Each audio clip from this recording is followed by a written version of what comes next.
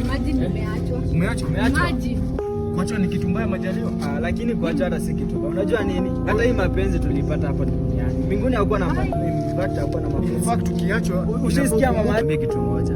Achana mapenzi kabisa. Unajua nini? Just choose to serve God. Peke yake wallahi. Ananiambia atanipea the world. The world nini? Nani anapenda nini story? Sasa ukipewa sasa sisi tutakuwa tunaishi wapi? Utanipea nyumba. Uone hapo ulikuwa unadanganya achupewe the other. Utanijengea nyumba. Mimi fanya aje wewe cheat. Wewe cheat kabisa. Haina haja ukifanya unapenda mapenzi ukijoin hii relationship. Tulisema aje? Yaki kuacha anajua tu akona mwingine. Just wewe sasa mcheat na mwenye. Kwanza nani amekuacha? Unajua hata tujui nani amemwacha. Umeachwa na nani kwanza? Sasa wewe ni mnoma huyu.